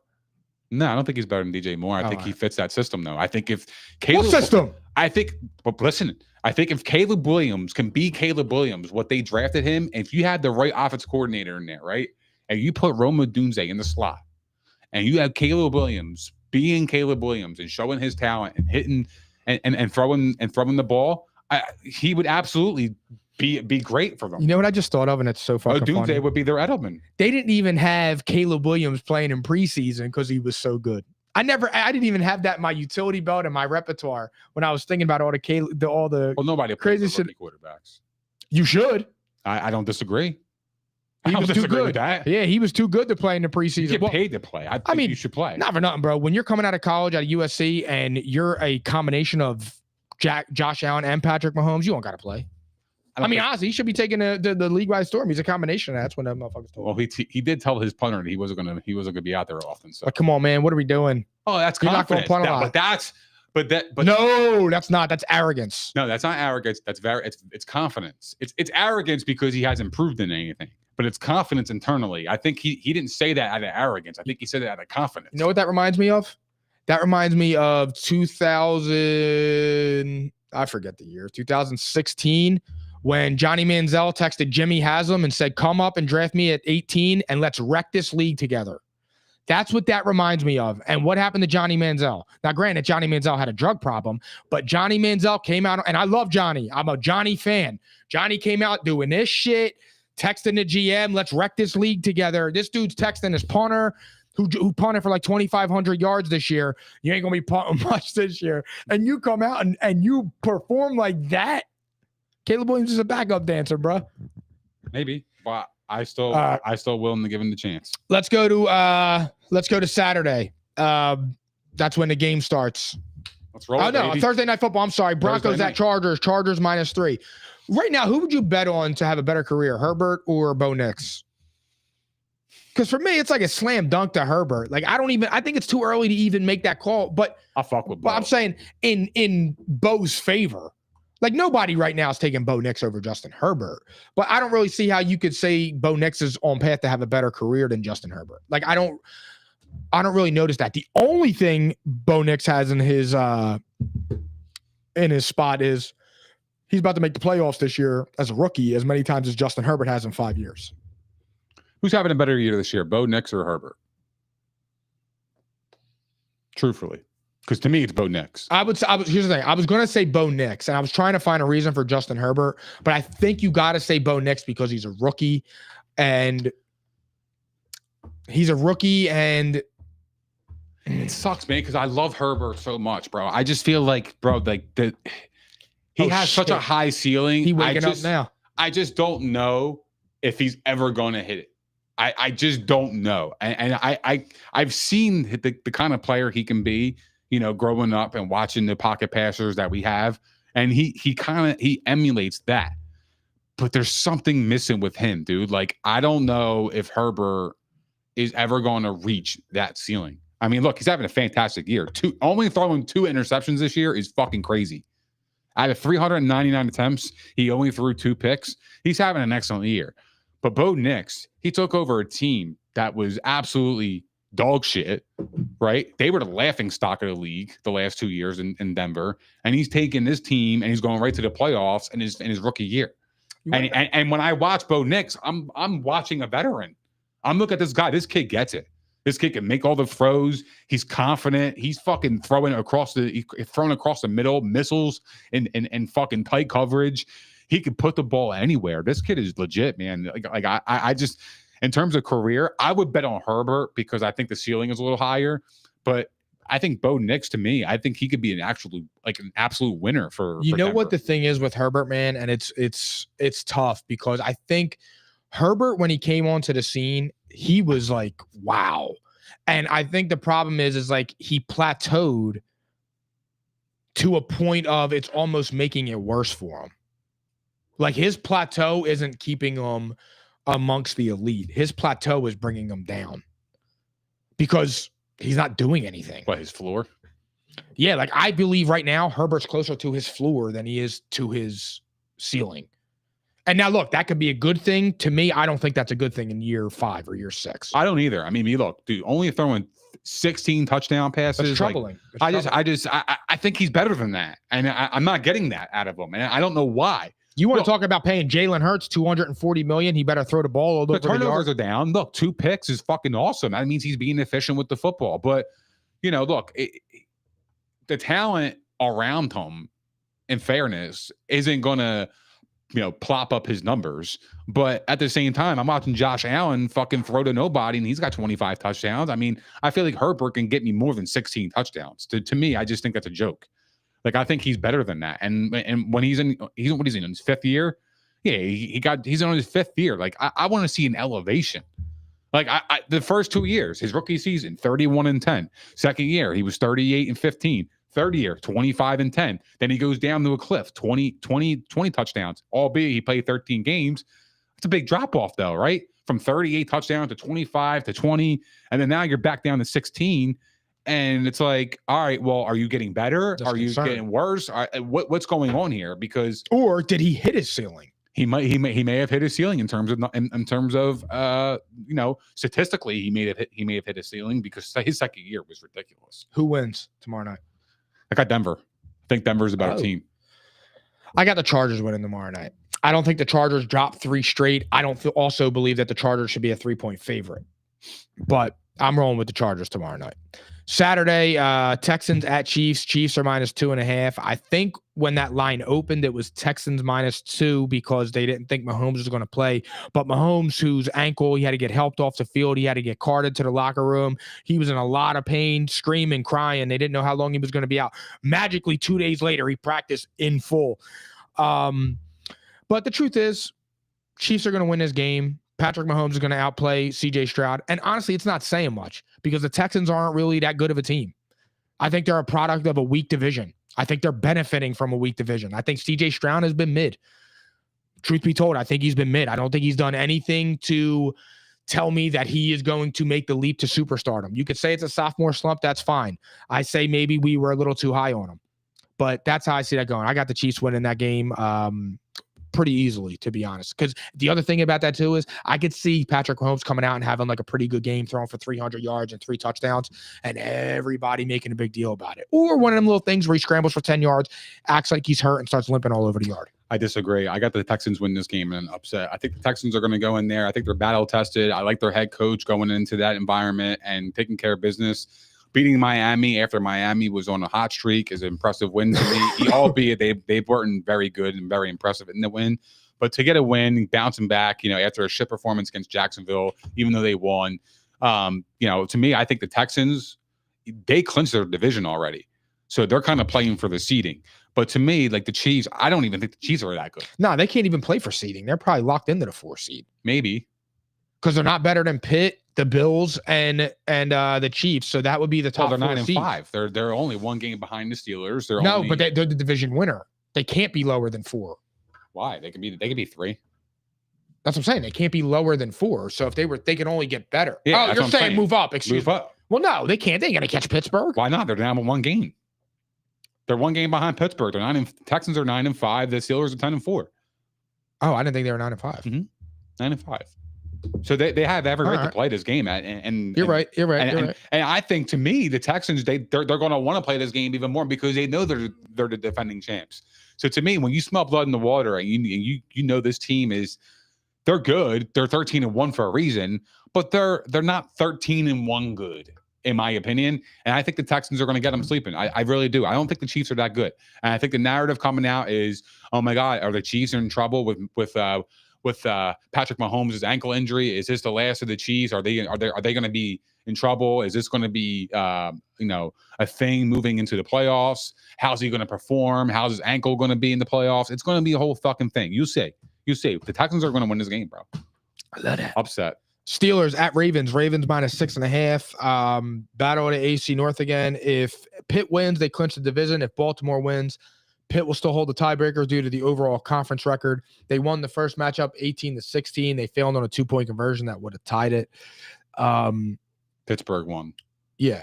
Did I say the Ravens? No, yeah. Oh, I'm sorry. Pittsburgh won on a failed 2-point conversion by the Ravens. Excuse me. What do you think about this game? Because I don't even know how they're a 6.5-point favorite. I do not understand that. I do. I think the Ravens are way better than the Steelers. And we talked about it earlier. Are the Steelers overrated or not? I mean, to a degree, yeah, I would say so. If you're a 6.5-point dog on the road against your divisional rival, I would say that nobody really believes in you that well. I mean, people want to talk about Russell Wilson being better than Jalen Hurts. Jalen Hurts ain't no touchdown fucking dog ever. Yeah. No. So to me, I think the Ravens win here. I think it's going to be a lot closer than what people think. Just because it's a division game, I expect the Steelers to play great defense. They've seen Lamar 100 times, so they know what he's about. You just shit yourself, so yeah, that's nice. Yeah, but so to me, I think the Ravens are a better team. I think the Steelers will cover the 6.5 though. 100%. I got you with the 6.5. I'm going Ravens here. The only reason I'm saying the Ravens though is because I don't like the line. I think the line tells me to take the Ravens. I really want to pick the Steelers though, to be honest. To win? Yeah, man, but it's hard to beat a team twice. They just played a few weeks ago, and I don't know, man. I don't understand that line, dude. And that line's making me bet. That line would show me to bet the Ravens because I don't think that they're a touchdown better than the Steelers. That's a Ravens line. So I'm rolling with the Ravens both ways. Okay. Eagles -3.5 at the wait, are we home or at the Commanders? At the Commanders. Yeah, at the Commanders. Sorry about that. What do you think about this game? This game scares me, but at the same time, it's like I'm cool with whatever happens in this game. I actually do think that this has upset written all over it. Did you see what Brian Johnson said? No. What do you? I'm sorry, Brian Robinson. No. He said that they're the better team, and that the Commanders are a better team than the Eagles. Well, we're going to find out on Sunday at 1:00 when the ball's kicked off. That's for sure. Do I think that the Commanders can win this game? 100% they can. Do I think they will? No, I think the Eagles will squeak this one out. But I do think the Commanders will cover this spread at 3.5. I think the Commanders they're a good team, bro.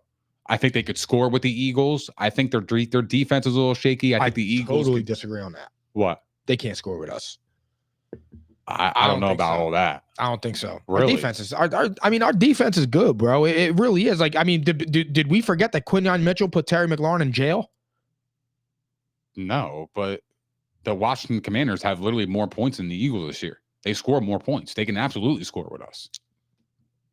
They got to play this defense, though. Yeah, I know. That's going to be the difference of the game. Is that our defense is better than the Commanders, and I think that the Eagles will prevail in this one. I think it's going to be a close game. I really do. I think the Commanders will.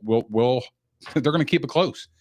I feel like every time we play the Commanders, it's always a close game. Like I always feel like they're always going to give us the best shot. Yeah. I don't know how to feel about this game. So initially, I thought that this is a perfect spot for the Eagles to slip up. And because the Commanders need to win because if they get the 10 wins, they're straight. They're in. They're gonna make They'll make it. But the more I think about it, I think it's the Eagles that are going to be the more desperate team, because I think the Eagles want the first round bye. They want home field advantage, because let's be serious. If Jared Goff or Sam Darnold have to come to Lincoln Financial Field in January in the freezing cold out of the dome, that's hell. But it's hard to beat a team twice. It is. And I know that, but I think that we are definitively better than the Commanders. I got the Eagles both ways in this. Both Eagles both ways. I truly believe we're better than the Commanders. I don't think the Commanders can fuck with us. I think this is a 31-21 game, 31-16, something like that. I mean, this is another 2-tutty victory. Wow. We're just better than them. We're just better than them. I don't see that. No way. Oh, I do. Here's the thing. You don't see it now, right? You'll see it around 4:30 on Sunday. Okay. Promise. But I don't know. Like I said, initially my first thought was the Commanders. I thought this was the perfect spot for them to slip up, but I think with all the injuries mounting up for Detroit, I think it's there for the taking. A betting man, if to be honest with you, I'm taking a 3.5 for the Commanders. See, to me, I'm the opposite on that. Why? Because do you think the Eagles are that much better than the Commanders? You just said no, you don't. So why are the Commanders a home dog? Like, you see my angle on that? Like, you're saying, like, you don't think you think the Eagles are that much better than the Commanders? I think like the world thinks significantly. that. I think the world thinks that. I think Vegas thinks that. That's I think true. the world thinks that. That's why. Yeah. I don't think that, though. I don't think the Eagles are worlds better than the Commanders. Yeah. The Eagles are better than the Commanders. This is a 10-point victory. But they're not worlds better. I think Commanders can absolutely keep up with us on offense. I don't. I 100% I don't, because I don't think they're going to be able to score on our defense the way that we're going to be able to score on. I mean, their offense is just as good as ours, if not better. Performing wise, statistically, they don't have Saquon. They don't have none of that. Let me fix this shit. Statistics lie. No, I understand that, but they have more points. They score more points per game than us. So what does that tell you? They have a better offense, right? They're scoring points. They can absolutely keep up with us on offense. Absolutely. I don't believe that. That's why it's a Don't believe 3.5 point fucking point spread. We're going to get after them. It's 3.5 points because they can keep up with us. It's either going to be either way. This is 10 points to 2 tutties. Yeah. See, that's the arrogance that I hate, though, bro. Like, because you're such a homer with that shit, dude. Like, you are, bro. Like, that shit drives me up a wall. How am I a homer? Because, bro, it's you think that every time the Eagles step on the field, they're going to dog walk every opponent, and it's just that's just not going to be the reality. No, I don't think that, bro. The last 3 predictions, you had the Eagles winning by 2 touchdowns. No, I didn't. That is absolutely false. How? I had them smacking them, actually. Now, you might be right. That might absolutely be true. I know it's true. Well, not for nothing. We were playing the fucking Panthers. The Panthers, you had a blowout. You thought it was going to be over by halftime. You said that the Eagles were going to win against the Steelers by 2 touchdowns, which that became actually some 1-1. Is that good? That's not my point. Which point? My point is that every time you talk about the Eagles, you think they're going to dog walk an opponent. And I get it. I get it because we're riding high, but relax. This is what's Kramer. This is what's crazy. I get called a homer for A, believing in my team. No, and B, that's not what it is. Though. It is. No, it's not. Bro. It is. Family, listen to me. It is. And the reason it is like that is because I'm the only one with any sense of fucking reality where I can look at a situation and just say, let's go. The Panthers, do they stink? And I specifically said in that video, I know the Panthers have been hooping. I just don't think they can keep it close. That's number 1. Number 2, the Steelers. You're missing your best offensive player. I don't even understand how people thought that game was going to be close. I don't understand that. I won't understand that. That's not me being a homer. That's me understanding that you're missing your best player. Calvin Austin and Van Jefferson aren't coming to Philly and fucking with us. And it's exactly what happened. And the Commanders, yeah, they score more. They're averaging more points per game. I don't care. It doesn't matter about that. The Eagles offense is better than the Commanders offense. Everybody knows that. It doesn't matter what those stats say. It's arguable, though. That's what I'm saying. It's arguable. Not. The difference is, all right, we can go right down the list. Whose offensive line are you taking? Commanders or Eagles? Of course, the Eagles have the better players. I'm talking about scoring wise. They could score with the best of them. They score more points than we did. But when you're playing this defense, that goes out the window. That's why I picked the Eagles. The only reason why I picked the Eagles is because their defense is way better than the Commanders. Yeah.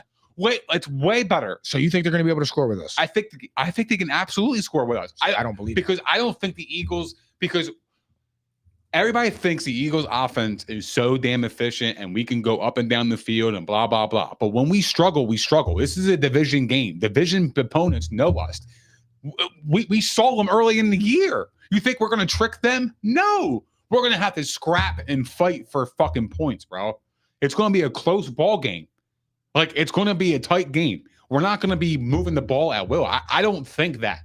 I don't. So me thinking that makes me a homer? No, I don't. I'm not saying that. But what I'm saying is realistic. Because you talk about it's hard to beat a team twice, but then you're talking about then you turn around and say, yeah, we're going to beat them by 2 touchdowns. I just don't understand why. It's hard to beat a team twice, but when I believe that a team is definitively better than the other team, that can kind of. You think they're 2 touchdowns better than the Commanders? I think they're 10 points better than the Commanders. 10 points, 2 touchdowns. Yeah, I do. We have the better quarterback. We have the better run game. We have the better head coach. We have the better offensive line. We have the better defensive line. We have the better linebackers. We have the better D-backs. We have the better wide receivers. We have the better tight end.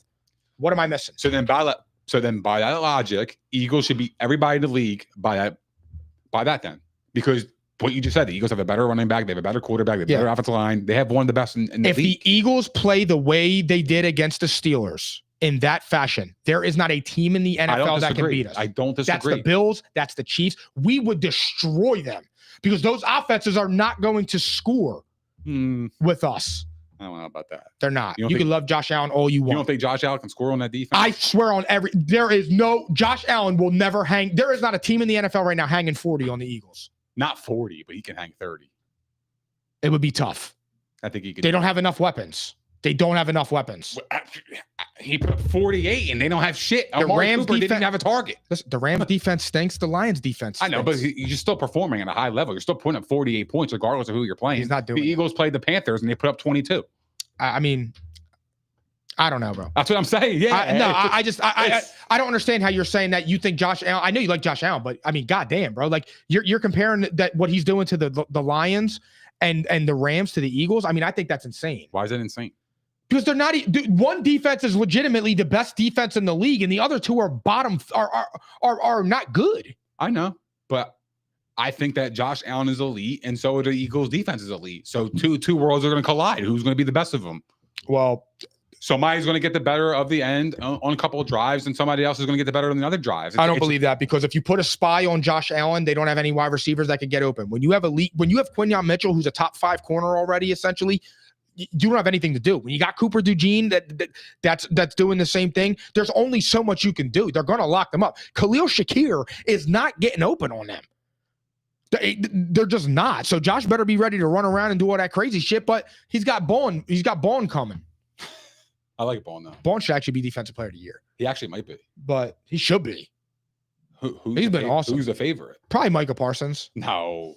Well, he's the best defensive player ever.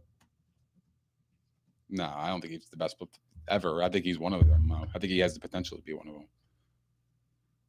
So let's see. Oh, yeah, the Eagles. Wow, Jalen Carter is getting some love.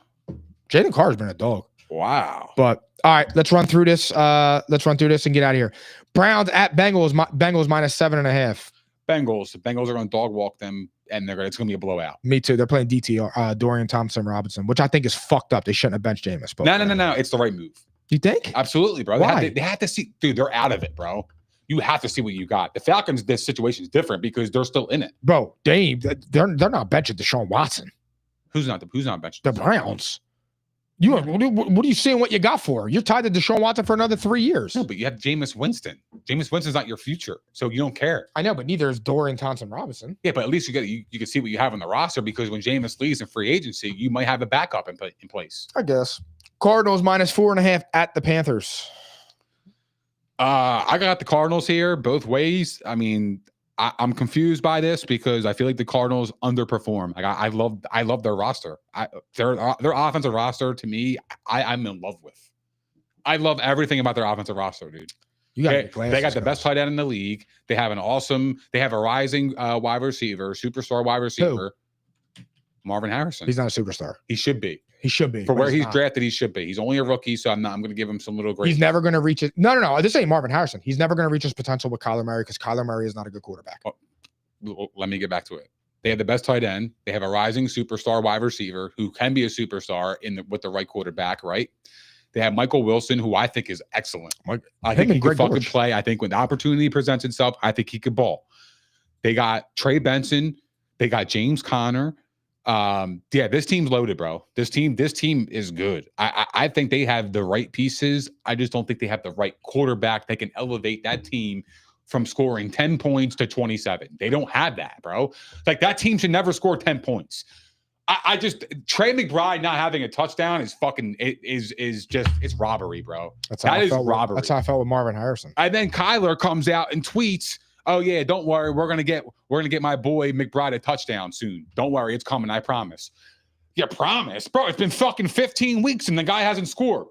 He's been the best. He's been your best offensive weapon all season long. He's been better than Marvin Harrison. He's been better than James Conner. He's been the best offensive player the Cardinals have had all season, and he's never scored a touchdown.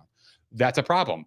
But like I said, their roster is awesome, dude. You put a great quarterback in there in that system, that team could go, bro. That team can go. But that defense stinks. I just think the Cardinals have underperformed offensively. This is the battle of the midgets. This game is probably being played in the Wizard of Oz or something. I'm taking the Panthers though with the points. I wouldn't be surprised the Cardinals going west playing at 1 p.m. I wouldn't be surprised if the Cardinals fucked around and lost this game. I think Kyler Murray stinks. I think he's a bottom of the barrel quarterback. I've been saying it for 3 years. I will not let off of that. He blows. He's holding that team back. He never should have got that contract. But the Panthers will keep this game close. Giants at Falcons. Falcons minus 8.5. 8.5 is crazy. God damn, with Michael Penix starting? Yeah. That I wrote this up last night right after the news dropped. I got the Falcons both ways. It's not even a question to me. That's crazy. Titans at Colts. Colts minus 3.5. I got the Colts, man. I got the Colts. I don't even love this pick because I just think Anthony Richardson sucks. But Titans have Mason Rudolph. I don't think he's that good either. So give me the Colts at home. I got the Colts too, both ways. Lions minus 6.5 at the Bears. I think the Lions should dog walk them. I think 6.5 is a joke. I think the Lions are a way better football team. I think the Lions can completely outscore the Bears by more than 7. The Bears do have a really good defense. I know the Lions are without Montgomery, but they still have Gibbs. This is an opportunity for Gibbs to actually showcase that he could be one of the best running backs in the league. So I think this is a really good opportunity for him. And I like the Lions here in a blowout. I think the Lions should handle business. Yeah. And they just coming off a loss. They're going to fucking smoke. Yeah, I agree. Bears suck. Rams minus 3 at the Jets. I got the Rams both ways. I don't believe in the Jets. The Jets are one of those teams that just, if they win, they barely win. And I don't want to bet against a team that's going to barely win or with a team that just either they don't show up and get blown out or they're barely in it. So like, to me, I'd rather just, I think the Rams are a better team, bro. I do think the Rams are the better team. I like the Jets here in an upset. I think the whole world is going to bet the Rams. I don't think anybody's going to give the Jets a chance. Aaron Rodgers last week, I think when you have a game like that in the second half with Devontae Adams and shit, like I feel like that can propel you to at least get some momentum. Though, bro. I know, earlier in but the that was the best he's looked. The second half a couple weeks ago, we were like, "Holy shit!" He lit it up. He lit it up, and then they fucking stunk again. So I know. I'm going with the Jets though. I really like this pick as an upset. I really like the Jets this week. This is my upset special. I really, really like them this week. Vikings minus 3.5 at the Seahawks. Wow, Geno's playing. I know that for sure. Who cares? But I got the Vikings, man. I think the Vikings are being disrespected. I think they're one of the best teams in the league. Truthfully, I do. So I'm taking the Vikings here both ways. I like the Seahawks last week against the Packers. Part of me likes the Seahawks again this week, but I'm not betting against the Vikings. I think the Seahawks are just middies. I really do, man. Geno's play. I don't believe in Geno. You never know what you're going to get. You never know. And Yeah. I think Sam Darnold's playing better right now. I think Kevin O'Connell's a better head coach. I think they have the better running game, or I guess you could say the running game's equal, but they definitely have the better wide receivers. I'm going with the Vikings both ways. Patriots at Bills. Bills minus 14.5. We don't even got to talk about it. I'm taking the Patriots to cover the 14.5. I am. I just believe in division games. The 14.5 is too many points for me to give up, and I think the Bills are absolutely going to win this game. But I'll take the Patriots to cover. I think the Bills fucking smoked them by at least 3 touchdowns. An absolute demolition job.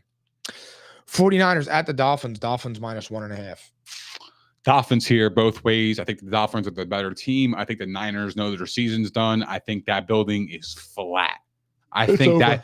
that team's juice is squeezed all the way out, bro. They're done. And when the dude didn't walk back on the field and you got the cornerback talking about that's some sucker shit. Yeah, that is crazy. We didn't even talk about that. That guy walking off the field. What was the cornerback's name that said that? And they asked him. Was he cut? No, they suspended him for 3 games. Wow. Because now he can't get picked up by a contender. They're smart. But it's funny. I asked him how he felt. He said, honestly, I think it was some sucker shit. Who said that? The cornerback. I can't think of his Lenore? name. Nah, I forget what it was, He's dude. Good, that player. He's a good player, man. Jaguars at Raiders. Raiders -1.5. I'm kind of feeling the Raiders here. Yeah, me too. Give me the Raiders both ways. I think AP gets a victory. Buccaneers -3.5 at the Cowboys. Which is crazy because this line to me should be a little bit higher because I think the Bucs are one of those teams that you don't want to fuck with in the playoffs. They are one of those teams. I agree. I'm picking the Bucs both ways. Me too, bro. I'm not even second guessing. The Bucs are FR. Baker's FR. The Cowboys are the Cowboys. Yeah. Saints at Packers. Packers -13.5. Yeah, I got the Packers both ways. Yeah, Packers are. Yeah, that's not even a question. All right, guys. Thank you for tuning in.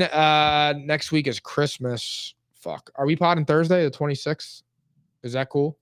I'm down to pod whenever. Tuesday's Christmas Eve. We can't. Wednesday is Christmas Day. I can't promise anything yet. But all right. All right. So are you good for next Thursday? Yeah. All right. We'll be back next Thursday, December 26th. Yep. We are coming back. Oh, everybody have a Merry Christmas. Next weekend. Yep. Next Thursday, we are going live for 228. Yeah. So that would be a good time. So we'll see you guys there. Happy holidays. Merry Christmas. Thank you for rocking with us all year. We appreciate it. Thank you for all the love, support, and the comments. If you guys haven't done so already, please don't forget to like, subscribe, and hit the notification bell on YouTube. We are also available on Spotify, Apple Podcasts, Google Podcasts, iHeart, Stitcher. Shit. Also, follow us on all of our social platforms as you do not want to miss our daily content on Instagram, Facebook, YouTube, and all that other shit. And we will see you guys next Thursday at P&I, baby. Merry Christmas, motherfuckers. I'm caps lock different. It's facts, not fiction. Said I black out for real, then the track gone missing. If it's cap, I'm dipping. We ain't talking about a move, then it's flatline finished. When I spaz, I'm grinning. Put a peel off in the Sadies and I pass by spinning. It's perks with this life, but I don't have my skinnage. Took a quick trip and now I'm back home winning. And I see they eyes pop like I snack on spinach. Pull up to the spot, she tryna grab my digits. I'm already 8 shots, a Henny past my limit. Here you go.